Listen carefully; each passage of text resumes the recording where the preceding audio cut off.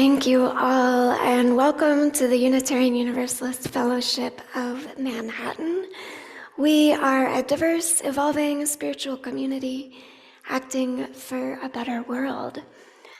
Thank you, everybody, for being here. There's some real fierce folks here in the sanctuary. Thank you all. Thank you, especially we've got a number of the folks here who cleared the sidewalks yesterday. Emily Fraser, Dan Swenson, Amy Betts. We also had Mark Mayfield here, and thanks to Dick Beeman, who arranged for our parking lots to be shoveled. Welcome to everyone here and on Zoom, and especially to our wandering worshipers. I believe you've wandered to us on Zoom. We have Martha from First Congregationalists and Dean from Manhattan Mennonite and our own Karen, who will be traveling. The three of them will be traveling around to the other congregations this month. So excited to kick that off today. And we have counterparts in the other congregations. We have Joe here in the building, Zooming with one of the other congregations. If you're a newcomer to UUFM on Zoom, I hope you'll stick around and chat afterward. And also just an invitation reminder, if you have a joy or sorrow that you would like to share later in the service, if you're here in person, you can go ahead and start writing that down. And if you're here on Zoom, there will be a time later to type it into the chat. So our chalice lighting words are the words of Reverend Joan Javier Duval. And you all have a part, whether you're here in person or you're here on Zoom. I encourage you to say your part back. It goes like this: you are beloved and you are welcome here. So let's try that. You are beloved and you are welcome here. Whether tears have fallen from your eyes this past week or gleeful laughter has spilled out of your smiling mouth, you are beloved and you are welcome here. Whether you are feeling brave or brokenhearted, defiant or defeated, fearsome or fearful, you are beloved and you are welcome here. Whether you have untold stories buried deep inside or stories that have been forced beyond the edges of comfort, you are beloved and you are welcome here. Whether you have made promises, broken promises, or are renewing your promises, you are beloved and you are welcome here. Whatever is on your heart, however it is with your soul in this moment, you are beloved and you are welcome here. In this space of welcome and acceptance, commitment and recommitment, of covenant and connection, let us worship together.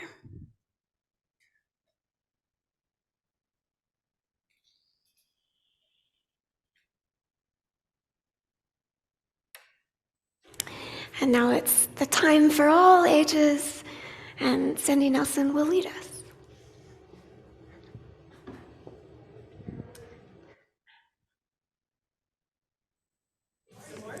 Just a reminder that after we do this, everyone is welcome back to the RE rooms. If you guys want to come join me. Oh, I needed my glasses. I'm going to get close. I believe there's a slide. Does that work? Oh no, I'll just get real close. It's going to be on that, not on me. Ooh. This is a story from Good Night Stories for Rebel Girls. 100 stories. This one is about Ashley Felick. She is a motocross racer.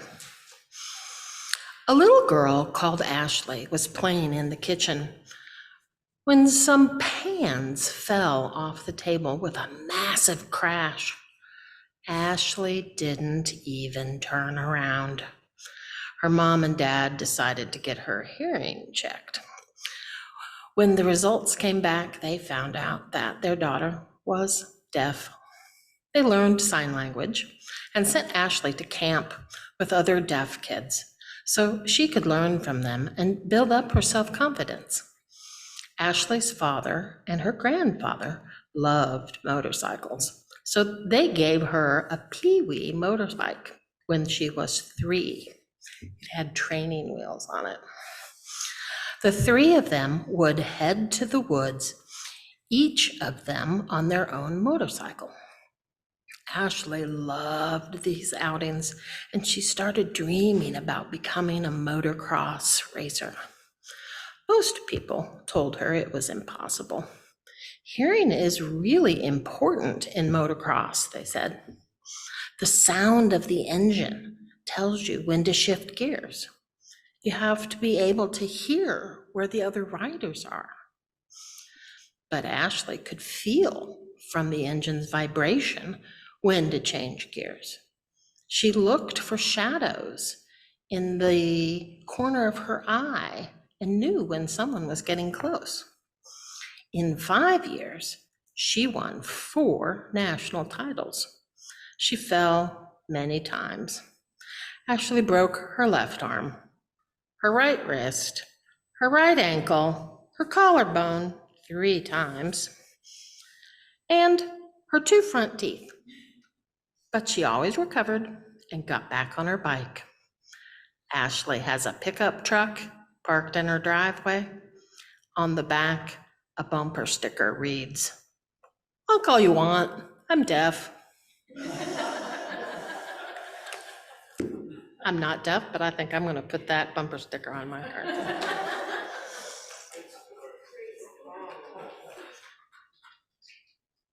But for our acknowledgement, I invited Chair Emily to come up and read the words of Reverend Dr. Martin Luther King, Jr.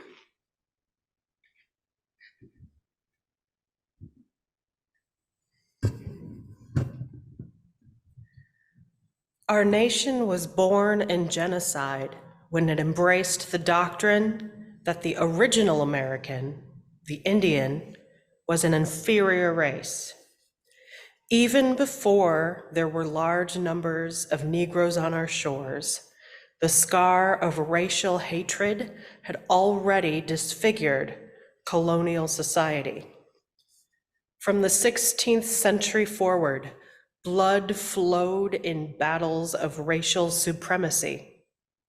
We are perhaps the only nation which tried as a matter of national policy to wipe out its indigenous population. Moreover, we elevated that tragic experience into a noble crusade. Indeed, even today, we have not permitted ourselves to reject or feel remorse for this shameful episode. Our literature, our films, our drama, our folklore, all exalt it.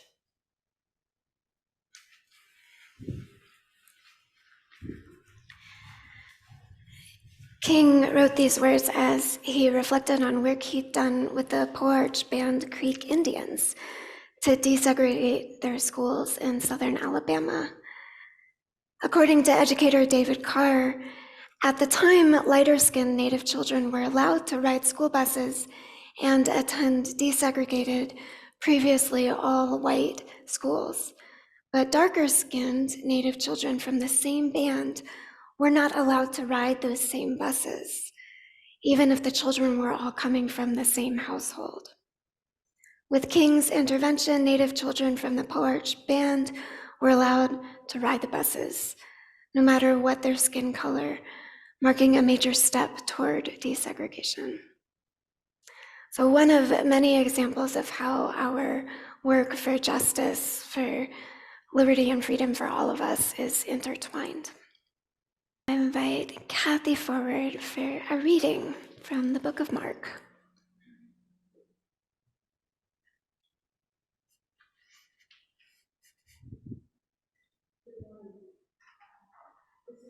Mark 5, 21 to 43.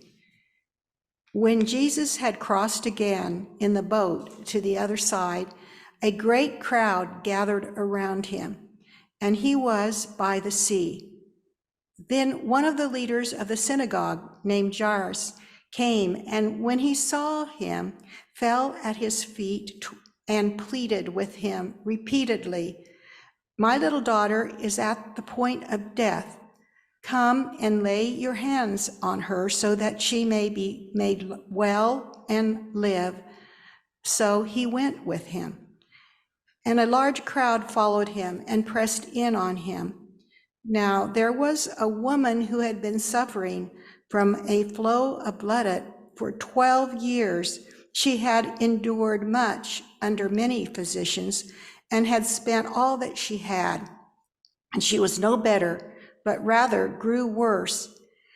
She had heard about Jesus and came up behind him in the crowd and touched his cloak.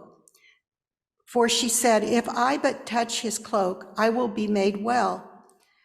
Immediately her flow of blood stopped, and she felt in her body that she was healed of her disease.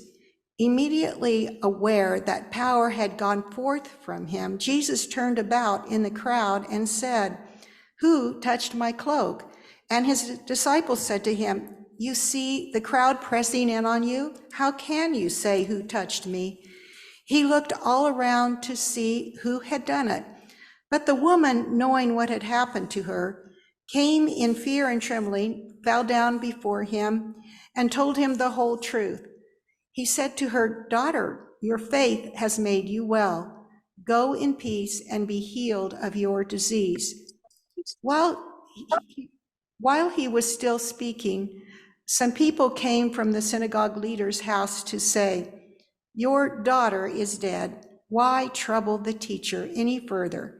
But overhearing what they said, Jesus said to the synagogue leader, "Do not be afraid, only believe."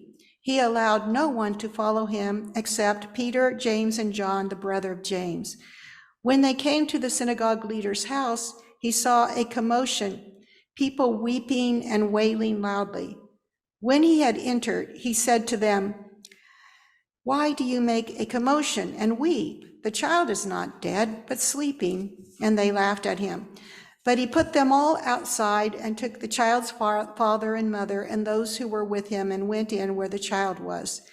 Taking her by the hand, he said to her, "Talitha koum," which means, "Little girl, get up." And immediately the girl stood up and began to walk about. She was 12 years of age. At this, they were overcome with amazement. He strictly ordered them that no one should know this and told them to give her something to eat.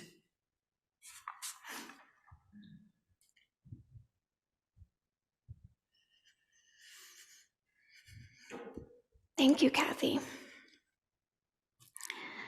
So we don't typically read from the Bible here at UUFM, but I was glad to have an occasion to share this story, which I think is a really interesting one. I like to think that the stories in the Bible are meant to give us more questions than answers, to stoke our creativity and our moral imagination. They are starting points for conversation, ways for us to hold complex feelings and realities with each other, together. And they help us tell our own stories on similar themes. We might have different notions of what the relevant themes are at first, and so I'd be curious what you heard. Anyone want to holler out a theme that stands out to you, or a question in 5 words or less? And I'd welcome folks on Zoom too, if you have something that comes to you. What was the theme that you heard in that reading? Prayer healing. Jesus not giving up on people. Jesus not giving up on people. The need for belief. the need for belief. Anyone, would we be able to hear the folks on Zoom if they hollered at us? Faith. Tom and Stacy say faith. Any other themes?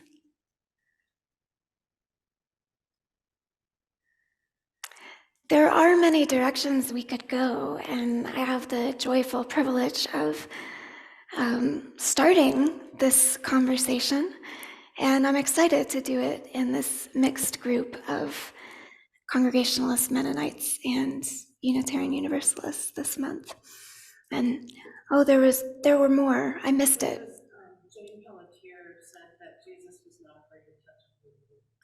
Jane, Jesus was not afraid to touch a bleeding woman. Yeah, thank you.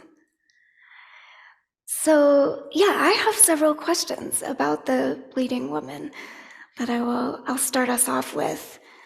Why does she have so much faith in Jesus?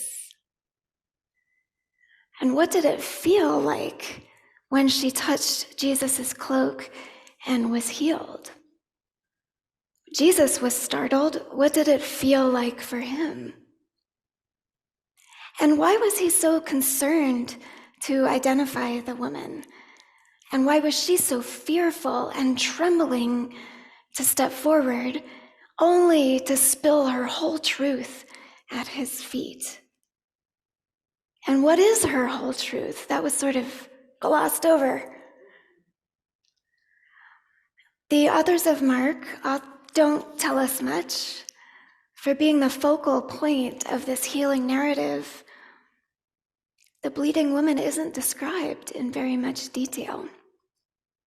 I long for her first-person account. But Mark does give us one rich biographical snippet. She had endured much under many physicians and had spent all that she had, and she was no better, but grew worse. She had long sought a cure, but healing seemed more and more elusive. This led me to one of my favorite essayists, Eli Clare, who is a trans man living with cerebral palsy. Cerebral palsy is a group of physical conditions resulting from damage to the developing brain, usually before birth, that affect movement, posture, sometimes speech, swallowing, and vision. Its effects vary from person to person, and while there is no cure, there are many treatments intended to make CP more manageable.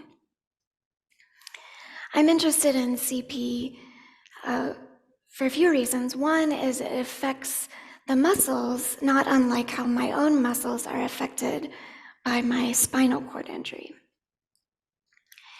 Eli Clare, like the bleeding woman in Mark, has endured much on account of his condition. Going to an orthopedist for relief from back and neck pain, something many of us have and go get help for. He's told, perhaps with good intentions, in 10 years, we'll be able to use micro-brain surgery to minimize or even end your tremors. That was much more than a decade ago, and no cure has materialized.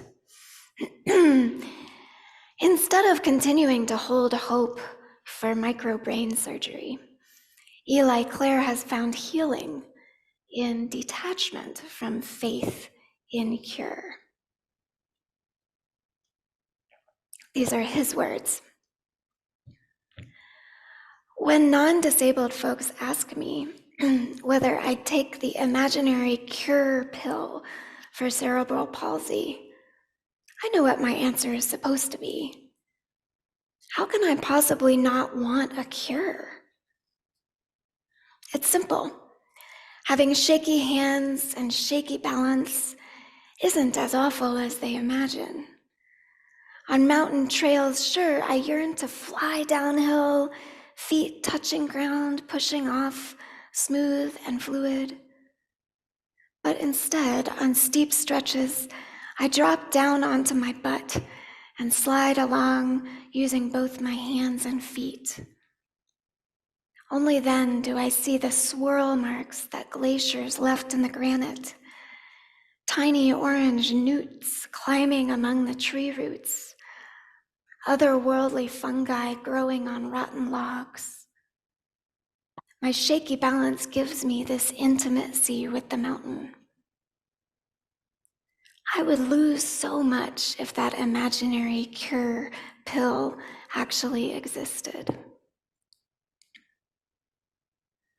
My sense of the bleeding woman is that, like Eli Clare, she's given up the cures promised by people who aren't able to see, listen, or believe in her. She's looking for the healing balm of respect. Ableism is the notion that people like her, who can't survive in this world without help and accommodation, without making a fuss, are unworthy of respect. Ableism withholds investments in ramps, closed captioning, and women-led gynecological research because they do not yield competitive returns.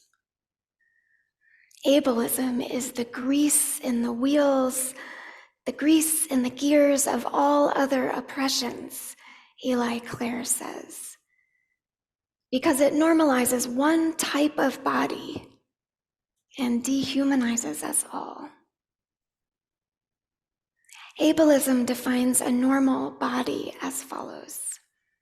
It's symmetrical, it's multifunctional, it's responsive to caffeine, and it can get by with limited sleep in times of pressure.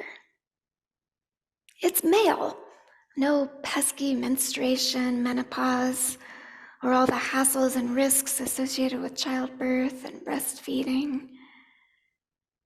It's usually white. Healing from ableism is detaching our self-worth from our capacity to live up to this artificial norm. Healing from ableism, then, is not removing Eli Clare's tremors. It's more than stopping the flow of a bleeding woman. We're taught to understand that healing is something done to us. We go to the doctor's office and they're supposed to fix us. Nowadays, your primary care physician may do this without even touching you. She might just talk to you about what's ailing you and send you to the pharmacy for some pills to adjust your inner chemistry. And as useful as this may be, I wouldn't necessarily call it healing. There's something about touch that really matters. The kiss of a boo-boo by a parent, the friend who holds your hand in the waiting room, a hug in a time of grief. These are examples of healing touch. The laying on of hands was Jesus' primary way of offering healing. But it predated Jesus as a practice of the Hebrew people for giving blessings and conferring authority, as when Moses laid his hands on Joshua as his successor. It's practiced in Christian traditions at ordination, with the sense that when a new minister is blessed by the hands of an established minister, there is a line of hands going all the way back to Jesus.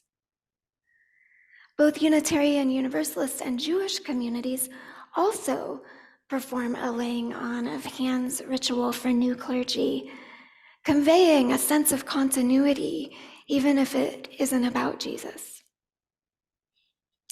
So given this sense of laying on of hands as sharing and passing on authority, it's interesting that it's the term used to describe Jesus' approach to healing, his practice of healing.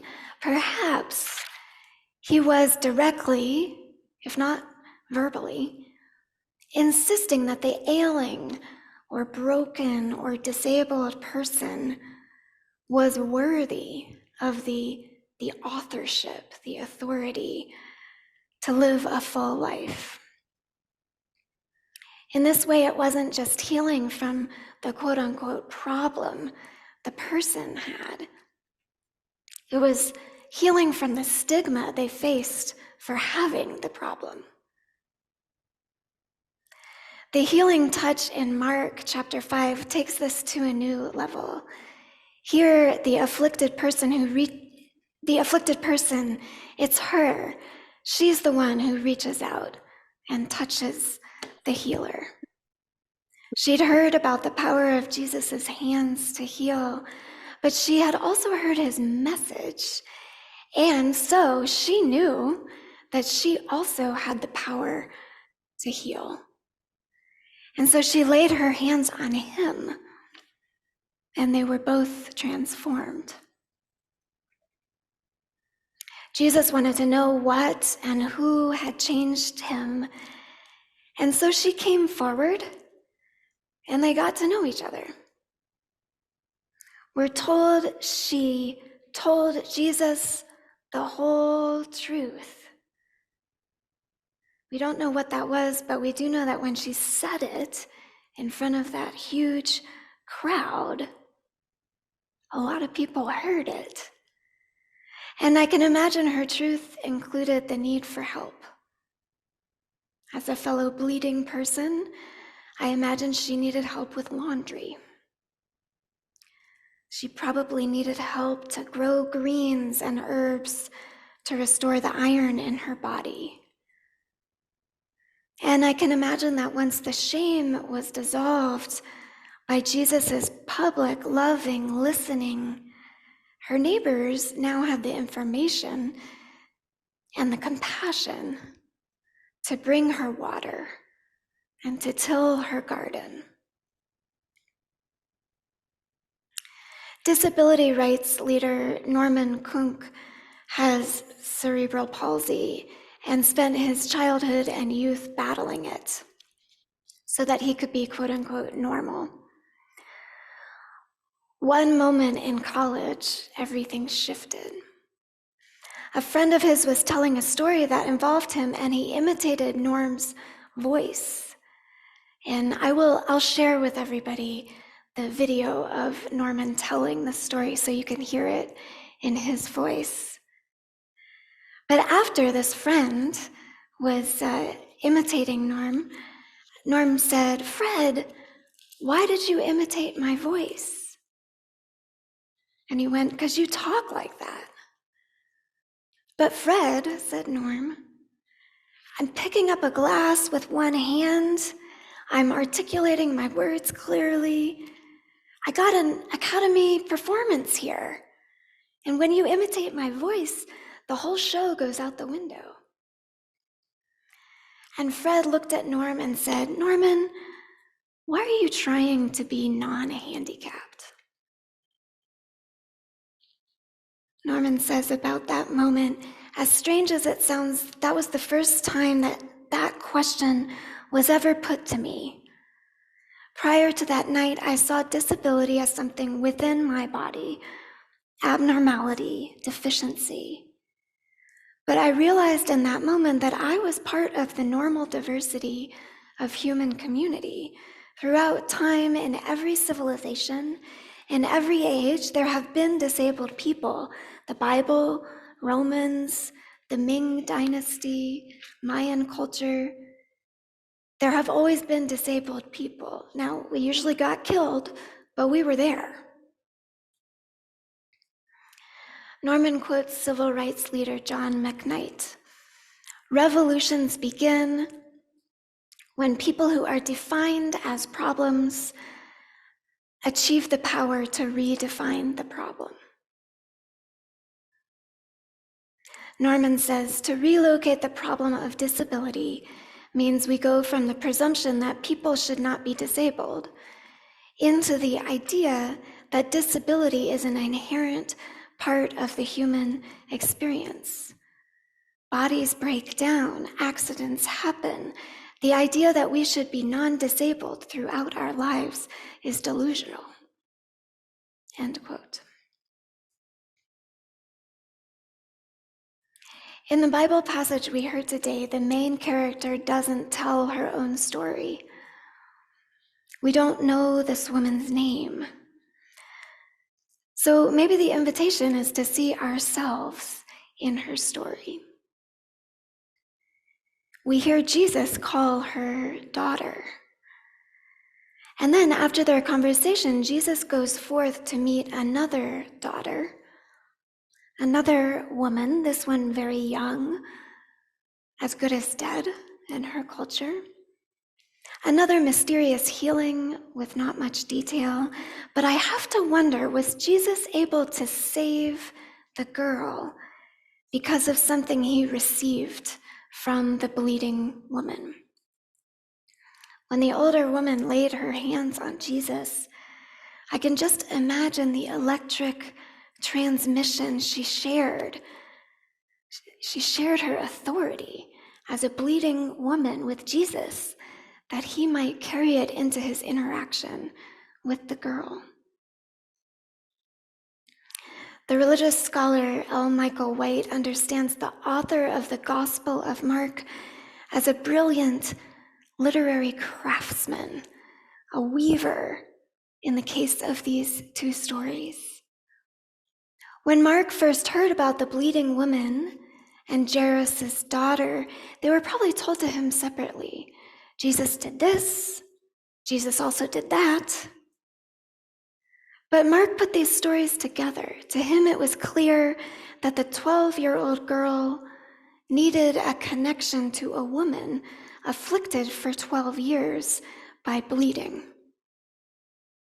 Jesus was this connection, even though Mark and his audience would have known, as Jane Pelletier knows, that there are purity regulations that prohibit someone like Jesus from interacting with a synagogue official, let alone healing someone after touching a bleeding woman. No.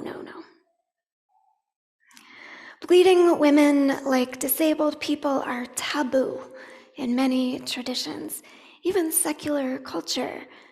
In order to maintain a cool, feminine presentation, menstruating people spend money and effort hiding what's going on with their bodies, taking painkillers not just for comfort, but to keep up with the world, a caffeinated world that refuses to slow down or take breaks. And so it's remarkable that Jesus would give this woman afflicted with an intense kind of bleeding attention.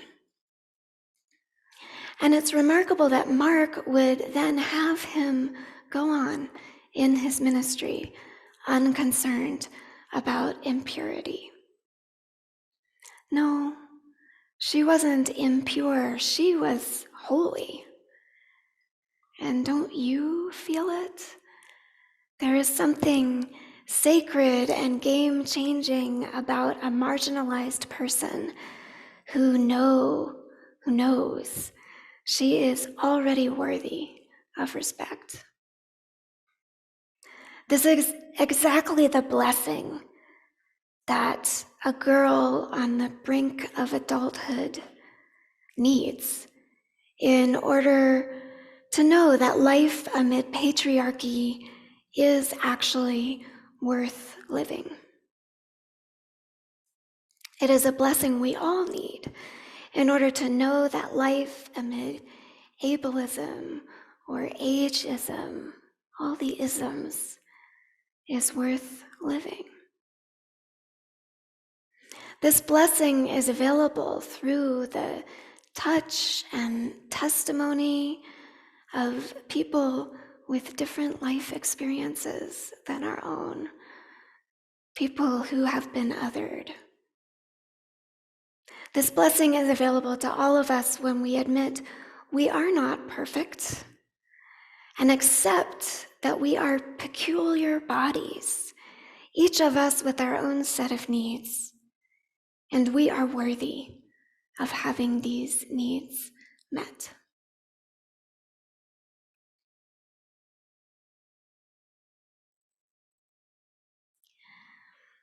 So this weekend, Martin Luther King Jr. Day, the lead up to tomorrow, it's been good to bring in some of his wisdom, and we're going to sing now a hymn from the tradition of freedom fighters. This hymn, Hush, is one of many African American spirituals which express a deep call to freedom. And it is an immense gift that we might bring these songs into our bodies and share them in the body of this community. And so I invite you to sing this one, Hush, recognizing your own prayer and longing for freedom, for the freedom of all people from all oppressions, and particularly this weekend for the American descendants of enslaved Africans. May we all be free. May we all be called by name. Right, our closing words are those of Dr. King, and Chair Emily Fraser will read them for us.